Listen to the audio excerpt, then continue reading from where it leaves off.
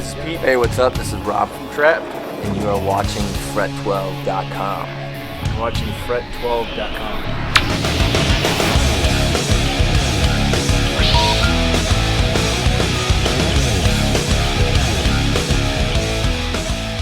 How do I get my tone? I'd say, the main thing about getting your tone is through the way you play with your fingers. I've used different amps and stuff. And right now, I'm using a combination of 2 amps, tube and FET, to get like more punchiness through the I have 2 cabs, 2 15s and 4 10s, and get more punch through the FET amps through the 15s, and then the 10s I have the tube amp, and it's a little dirtier sounding. I like to have some grit in my tone. And that's basically, my tone. Do you biamp those? Like, do you go like highs to the? Oh yeah, yes. Okay. Yeah, the FET amp goes to the. I have 2 15s, if I can fit them on stage or whatever. Those go to the, that goes to the 2 15s, and then the tube amp goes to the 2 4x10s, and it's a little more grindy sounding than the FET amp's a little cleaner.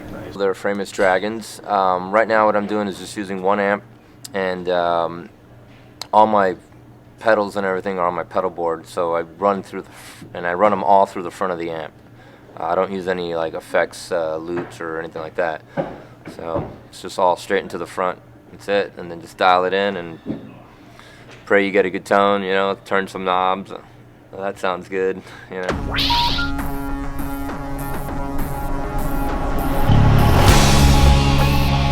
The main pedal I really use, I guess, mostly is amp tweaker, bass driver. It's a cool pedal, cool company. They let me customize it, which was awesome. So it's got like a dry blend on it. It's a nice mid-rangey distortion that kind of sounds like a guitar-ish, if there's parts where Rob's doing a lead or something, I'll put it on, or just a part that needs to be a little dirtier. So it's a pretty cool pedal. I like it. This is my new pedal board. I have this thing called the Crocodile Tail from this company, One Control out of Japan, and it's like it's a MIDI programmable loop switcher. So all my pedals run into these loops behind it, and then I can program it to set like combinations of those pedals to turn on and off. And I can also send a MIDI signal from that to my Framus amps, which can channel switch the amp itself. And that's really been awesome this tour. One Control from Japan. They're a new company, but they sent me one out, and I love it. The other thing is I have this sort of Line6 M9 for all my delays and stuff, and had that recently modded by, I think it's a JVH, or JHVs. I'm drawing a blank on the exact order of the V or the H, but they mod it out, make it a really true bypass, change the switches on it, and it's been awesome.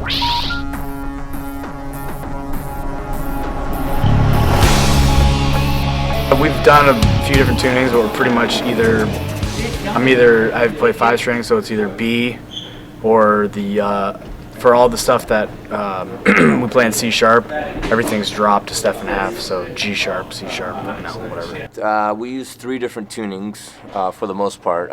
Standard tuning, we do B standard, and we also do C sharp standard. However, occasionally there's one song that will drop the B to A, so it'll be like a drop A. And sometimes depending on the if our singers if we have like 4 shows in a row or what, and it's kind of getting hard for the singer, we might drop everything from that point down a half step, just to kind of ease some of that, touring. It's kind of touring stuff, but for the most part on the records it's B, C sharp, or standard, E standard.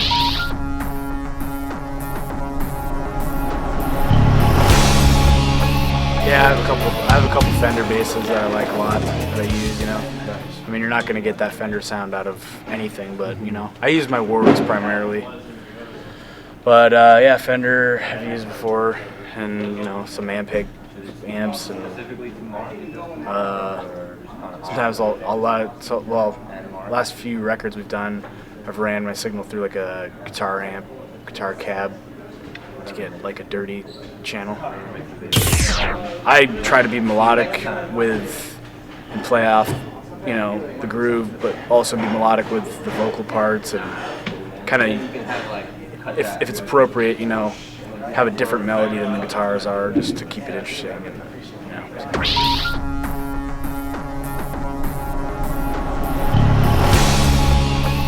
From hearing bass play, like the guy Dirk Lance from Incubus, yeah, it was like, I thought he was awesome, you know, in high school, and later on got into like Jamiroquoi, just like the bass, just strictly bass playing alone, you know, like, and I thought the tone was amazing, and he played Warwick too, and then, you know, Pino plays Warwick, so, but mainly those two guys were pretty much what sold me on Warwick basses, so.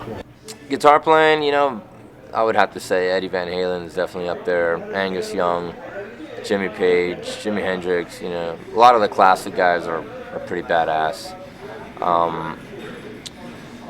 Newer guys, I would say, you know, I'm a sort of kind of muso kind of guitar player, so I like all the really intricate, advanced, jazzy, fusion shit as well. Even though it doesn't come out in trap music, I like to kind of get into that shit, like Holsworth and, you know. But I like Deftones, I like, you know, Muse.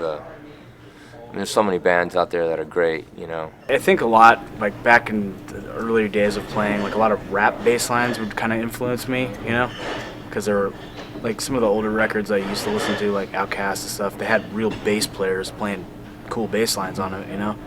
So a lot of that kind of inspired me, I guess.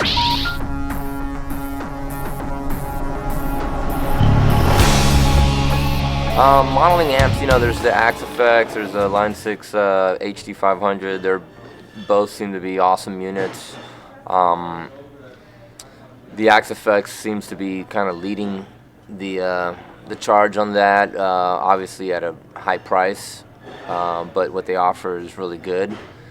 I myself have yet to sort of jump on board to that. I like the sound of a real amp, but I can see how sometimes that the convenience factor of traveling with just, you know, 2-space rack gear is awesome.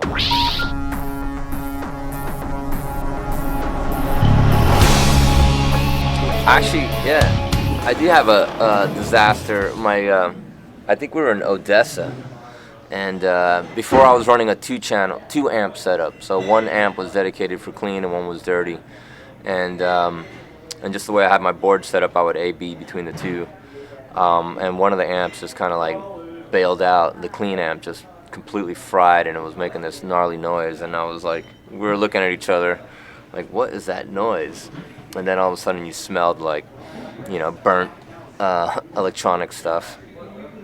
So I had to finish the rest of the gig and the rest of the tour just using one amp, which was not how my rig was set up. So it was very, it was kind of challenging to kind of adapt to that. You know, luckily there was a few shows left in the run, but yeah, that was instant sweat.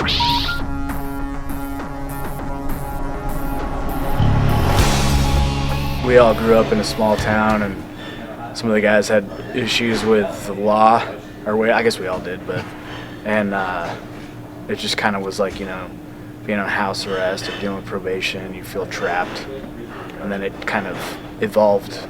You know, that's what I think where it started, but it evolved more into like a thing about being trapped in any way, you know, in your mind or whatever, you know. It's like between, I mean, there's so many ways you feel trapped in life, so I guess that's kind of what happened.